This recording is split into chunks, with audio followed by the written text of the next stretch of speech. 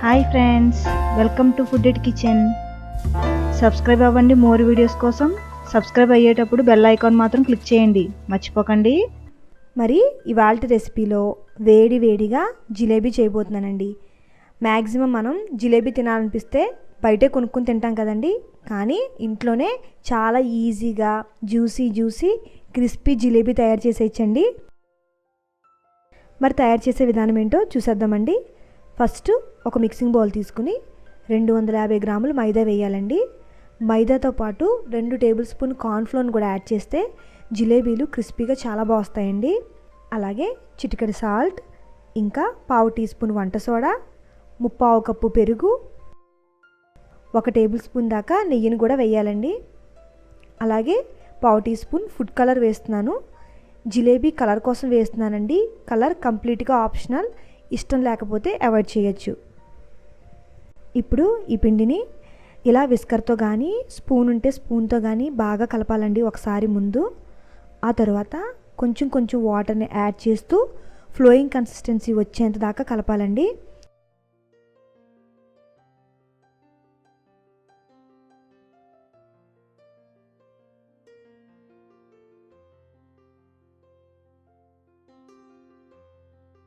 పిండిలో ఎక్కడా ఉండలనేవి లేకుండా చూసుకోవాలి.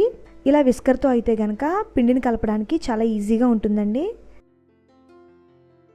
పిండి కన్సిస్టెన్సీ మరీ వాటరీగా ఉండకూడదు, అలా అని మరీ టైట్గా ఉండకూడదు.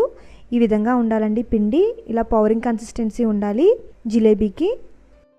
ఇప్పుడు ఈ పిండిని 12 గంటల పాటు పులియబెట్టాలండి. షుగర్ సిరప్ని ప్రిపేర్ చేయడం కోసం స్టవ్ ఆన్ చేసి బౌల్ పెట్టి అందులో 1 కప్పు పంచదార వేసి 1 కప్పు వాటర్ వేసి మరిగించాలండి.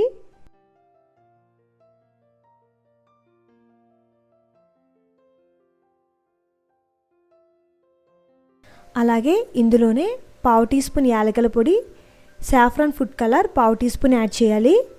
ఇప్పుడు ఈ షుగర్ సిరప్ బాగా మరిగి దగ్గరగా ఒక తీగ పాకం కన్సిస్టెన్సీ వస్తే చాలండి. ఇలా వీడియోలో చూపించిన విధంగా. లాస్ట్లో 2 టీ స్పూన్ల నిమ్మరసం యాడ్ చేసి స్టవ్ ఆఫ్ చేసేయండి. ఇలా నిమ్మరసం యాడ్ చేయడం వల్ల పంచదార అనేది పొడిగా పలుకులుగా తయారవకుండా చూస్తుంది. ఇంకా నెక్స్ట్ స్టవ్ ఆన్ చేసి ఒక కడాయి పెట్టి డీప్ ఫ్రైకి తగినంత ఆయిల్ని హీట్ చేసుకోవాలండి, మంటని లో ఫ్లేమ్లో ఉంచి.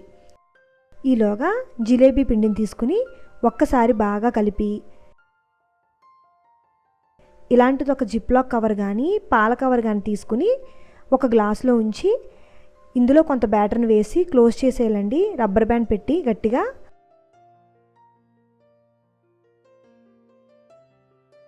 దీనివల్ల జిలేబీలు మనం పిండుకున్నప్పుడు పిండి బయటికి రాకుండా ఉంటుందండి, అలాగే పట్టుకోవడానికి వీలుగా కూడా ఉంటుంది. ఇప్పుడు ఈ ప్యాకెట్కి చివర చిన్న హోల్ చేయాలండి ఇలా సిజర్తో. మరీ పెద్ద చేయకూడదు, జాగ్రత్తగా ముందే ఎంత కావాలో అంత హోలు కట్ చేయాలండి. ఇప్పుడు ఆయిల్ హీట్ అయ్యాక స్లోగా బ్యాటర్ని ఇలా ఆయిల్లో వేయాలండి, రౌండ్గా చిన్న జంతికల్లాగా.